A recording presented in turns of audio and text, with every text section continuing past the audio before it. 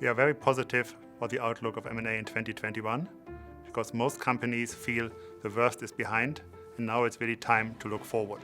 Across regions and across sectors, there's a lot of discussion. What are the right targets? What are the right strategies? And how do I best move forward in 2021? With the reduction in uncertainty because we have elections behind us, political certainty, end of the pandemic, capital markets are really strong. So the confidence level in the C-suite and boardrooms are high. That bodes well for M&A. There were a lot of new learnings we had about doing M&A in the middle of a pandemic. Get to know your counterparties early. A lot of creativity in due diligence. Tremendous amount of innovation that resulted in a second half of 2020 that was remarkably robust in terms of M&A activity across multiple sectors, both offensive M&A as well as defensive M&A.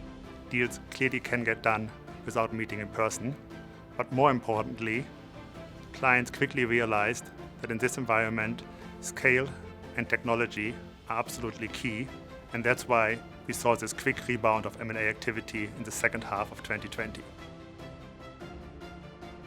The big three themes in M&A in 2021 are going to be domestic consolidation, cross-regional acquisitions, and the creation of pan-European champions. We've been calling for the creation of more European champions for a while.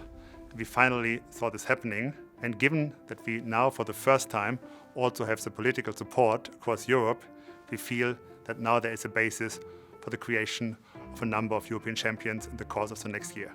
Tech M&A has been the most active sector, and we expect that to continue.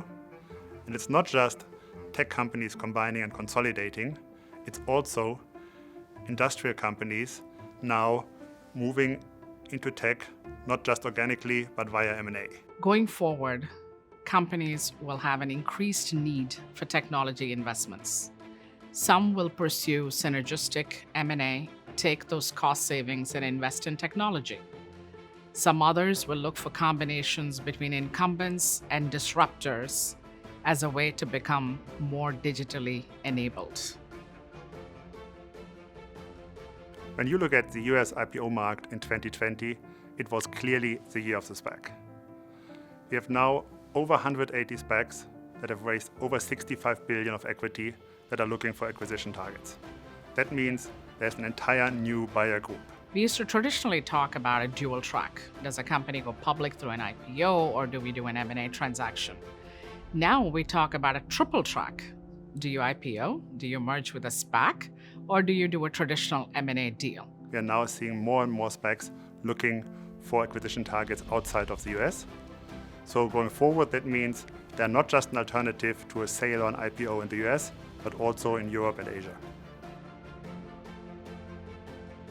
It has become more important than ever for companies to be totally in sync with their shareholders and investors, be on the same page on strategic direction and tactical execution.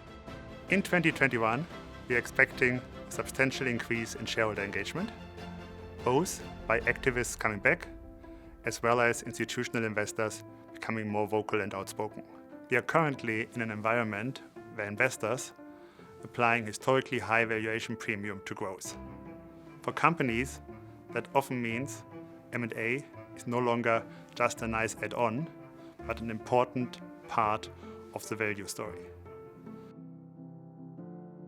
M&A always has and always will be a long-term game, and we are now in an environment where more and more clients feel comfortable in taking some calculated risks and driving forward the M&A agenda in order to build the future of their company.